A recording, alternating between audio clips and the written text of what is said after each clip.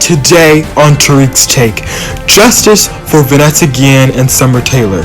Latest on coronavirus and how you need to listen to the guidelines given by your area. Schools reopening in August and how I think it's a horrible idea. The lady who painted over the Black Lives Matter street painting in California and how people like her need to respect the Black Lives Matter movement.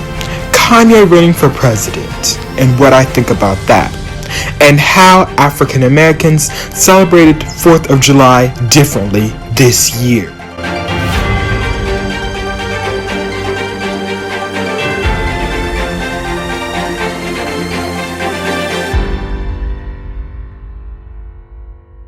Hello, and welcome everyone to the 4th episode of Tariq's Take. I am Tariq Johnson. Let me know what you are liking and not liking in the comments. Share to anyone who you think needs to be educated about the issues of the world as well. And subscribe for more weekly broadcasts. Getting right into it today, we are talking about how we demand justice for Vanessa, Guillen, and Summer Taylor. First, Vanessa, who is a 20-year-old U.S. Army soldier based in Fort Hood in Texas. The soldier tragically disappeared on the morning of April 22, 2020. She was last seen in a parking lot of her Army base, Fort Hood. Her disappearance noted that she was sexually assaulted by a superior at Fort Hood. There had been a search for her for over 2 months. Over 500 soldiers searched for her in buildings, barracks, fields, training areas, lakes, and trains on Fort Hood. It had no luck until last week when her partial human remains were found near the Leon River in Bell County, Texas. With that being said, you may be wondering, how did she get there? Vanessa's close family and friends reported that she had been sexually assaulted while on Fort Hood. The killer, Aaron Robinson, the same man who did that horrible stuff to her, also killed her, along with another woman, his girlfriend, Cicely Aguilar. They had both bludgeoned her to death on Fort Hood Army Base and transported her to the shallow grave that she was found in. The first suspect, Aaron Robinson, killed himself after the incident, and the second, Cicely Aguilar, has been arrested. But that doesn't take away from the fact that women and men are targeted, assaulted, being taken advantage of, and in some cases killed by their abusers all over the country and world. So men, women, everyone, if your partner or somebody you are interested in, or somebody you're having relations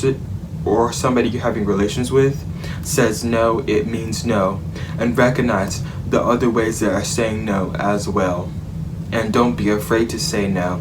Be strong and defend yourself in those dangerous situations. Sexual assault, taking advantage of someone, and violating someone is unacceptable. Moving to Summer Taylor, who as well, take a look at this clip. Warning, it's disturbing.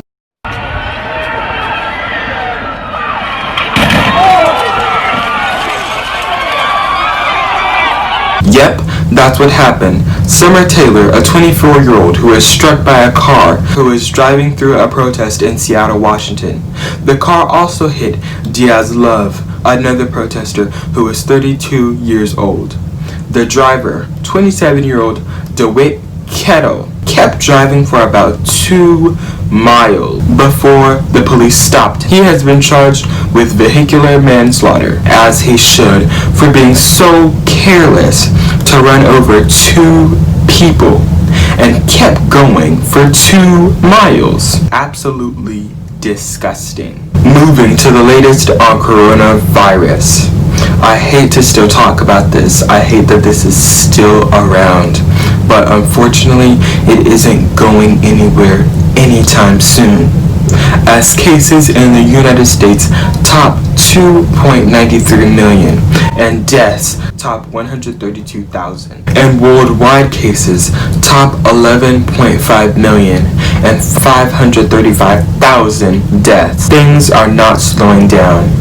These numbers still astonish me. It gives me a headache just because of the fact that it didn't have to be this bad.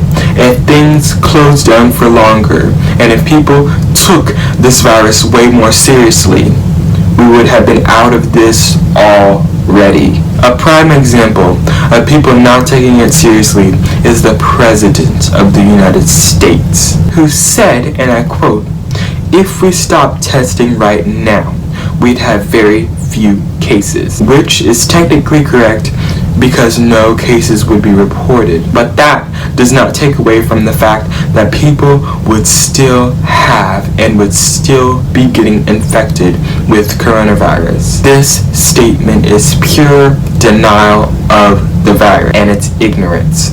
And basically saying you only get it when you get tested. You get it before you are tested.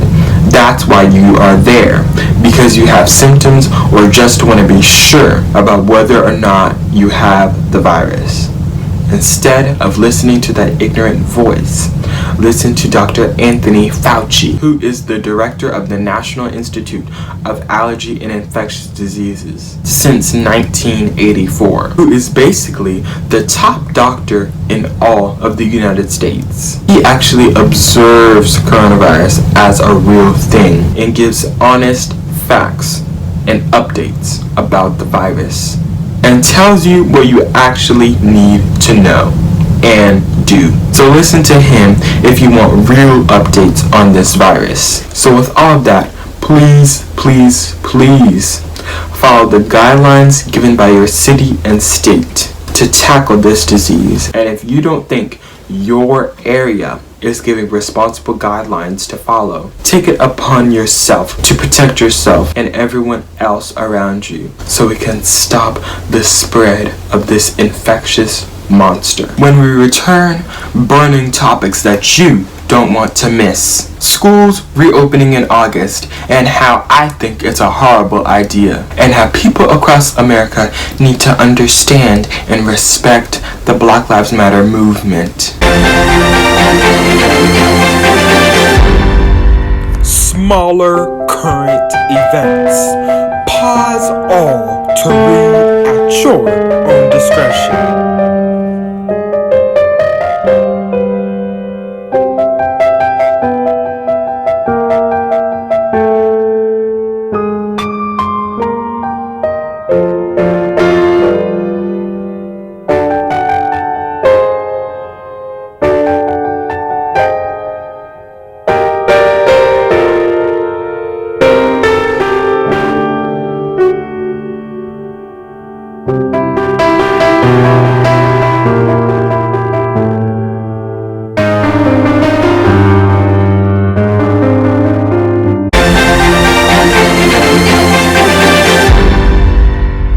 Welcome back.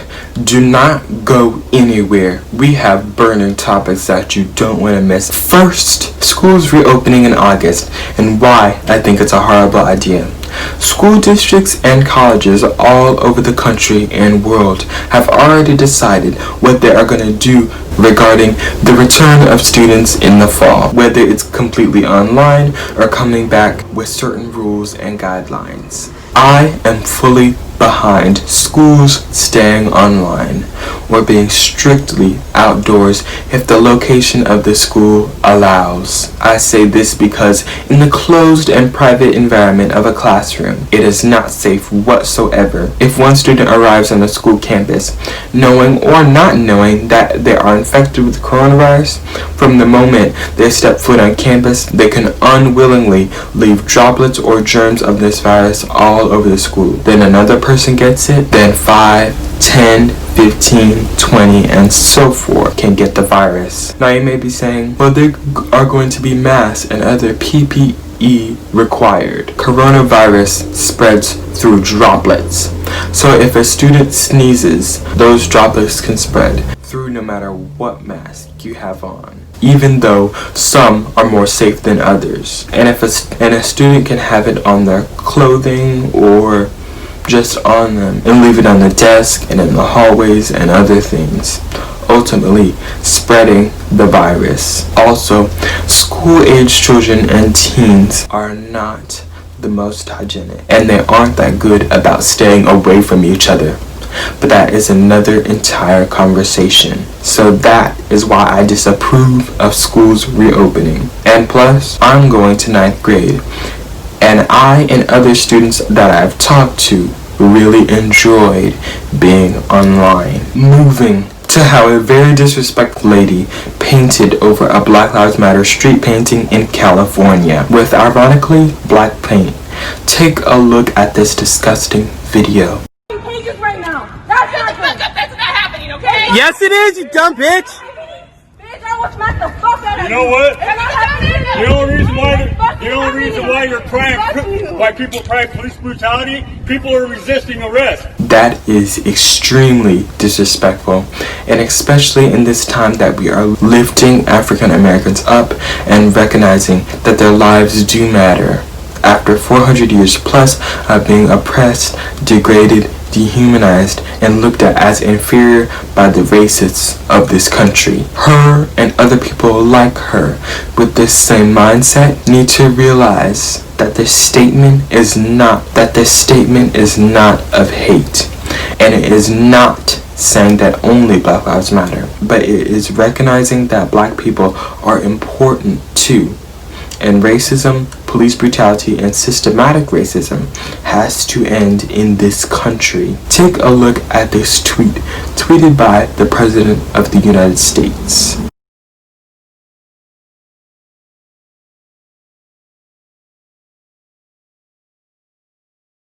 Yes, he really did say that Black Lives Matter was a symbol of hate. That is so ignorant. It is not a symbol of hate. It is uplifting blacks after a long time of being a minority in the country and being treated like it. So racist should respect it after all this time of being the majority of this country and being treated like it. And for all of you saying that all lives matter, they do, but we can't say that until all races are treated fairly and are not currently being oppressed. When we come back, we have topics that you don't want to miss, and they are more on the positive side. Kayne West announcing how he is running for president, and how African Americans celebrated 4th of July differently this year.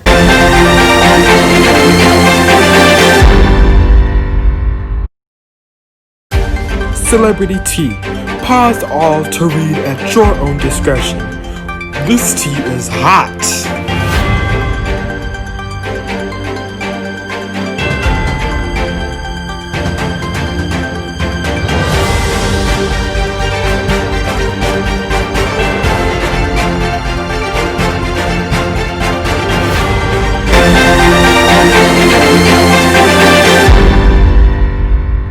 Welcome back. I present you with our final 2 topics, and they are much more positive.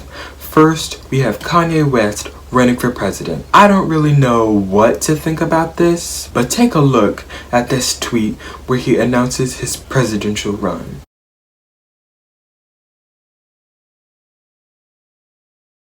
I don't know, guys.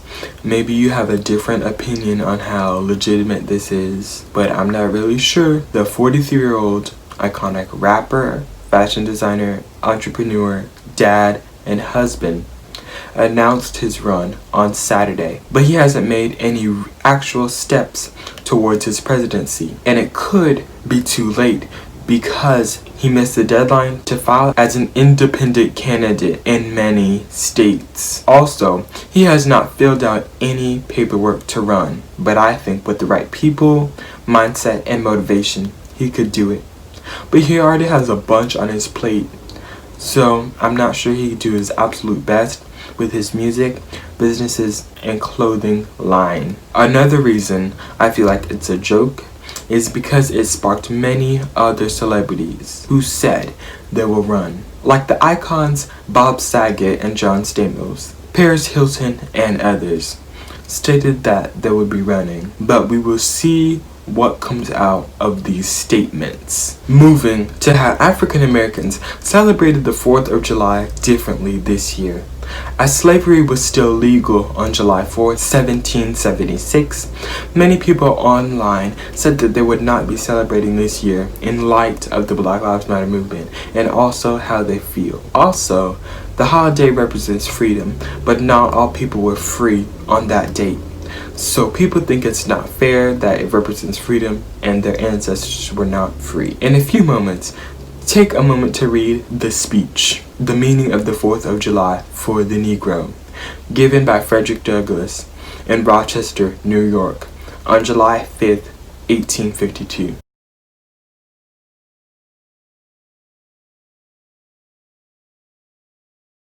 That is a very accurate statement of what it means for African Americans. In a few moments, take a look at what On My Block actor Brett Gray tweeted about the holiday. That tweet sparking others to also tweet this powerful statement. This is not ignoring the 4th of July, but it's saying that blacks need to be respected on the 4th of July because on that date in 1776, they were not all free. What a momentous thing to end off on.